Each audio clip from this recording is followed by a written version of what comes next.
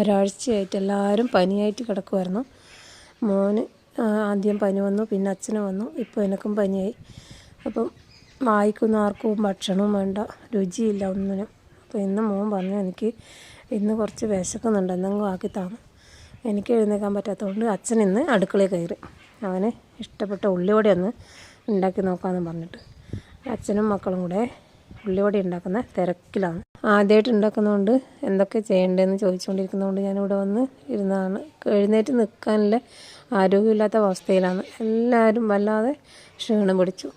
അപ്പം ഞാൻ വിചാരിച്ചു ഏതായാലും അച്ഛൻ ആദ്യമായിട്ടൊരു ഉള്ളിവട ഉണ്ടാക്കുന്നതിൻ്റെ വീഡിയോയും കൂടെ എടുക്കാമെന്ന്.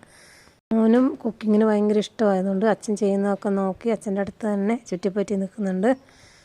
ഉള്ളിവട ആക്കുന്നതിൻ്റെ മണം സഹിക്കാൻ കഴിയുന്നില്ല. അതുകൊണ്ട് നമ്മുടെ കുഞ്ഞു പൂച്ചയൊക്കെ ഭയങ്കര ബഹളമായിട്ട് ചുറ്റിനും കറങ്ങി നടക്കുന്നുണ്ട്. ഞാൻ എന്തുണ്ടാക്കി കൊടുത്താലും എപ്പോഴും ഉണ്ടാക്കുന്നുണ്ട്, വലിയ പ്രശ്നമില്ല. പക്ഷേ അച്ഛൻ എപ്പോഴെങ്കിലും എന്തെങ്കിലും ഉണ്ടാക്കി കൊടുത്താലും മോന് ഭയങ്കര സന്തോഷമാണ്. അതുകൊണ്ട് അച്ഛൻ്റെ ഉള്ളിവടയ്ക്ക് വേണ്ടി വെയിറ്റിങ്ങിലാണ്. അച്ഛനും മോനും കൂടെ ചായ കുടിക്കാനുള്ള പരിപാടിയാണ്. നിനക്ക് പിന്നെ വായിക്കൊന്നും വേണ്ടാത്തതുകൊണ്ട് ചായ കുടിക്കാനൊന്നും തോന്നുന്നേയില്ല. മോനും ചായ കുടിക്കലില്ല. ഇന്നിപ്പോൾ എന്തോ ഒരു തോന്നൽ തോന്നിയുകൊണ്ട് ചായ കുടിക്കാമെന്നും പറഞ്ഞിട്ട് ഇരിക്കുന്നുണ്ട്, കഴിക്കുന്നത് തോന്നുന്നുണ്ട്. അച്ഛൻ്റെ ഉള്ളിവടയുടെ അഭിപ്രായമൊക്കെ പറയുന്നുണ്ട്. അച്ഛന് സ്നേഹം മൂത്തിട്ട് ഒരു ഉമ്മയൊക്കെ കൊടുത്തു. രണ്ടും കൂടെ ചായ കുടിക്കട്ടെ. ഇതൊക്കെയാണ് ഇന്നത്തെ വിശേഷം. ഞാനും ഒരു ഉള്ളിവടയൊക്കെ എടുത്ത് കഴിച്ചു. നമ്മുടെ കുഞ്ഞിപ്പൂച്ചയും ഉള്ളിവട ആസ്വദിച്ച് കഴിക്കുന്നുണ്ട്. പനി വരാതെ എല്ലാവരും ശ്രദ്ധിക്കുക.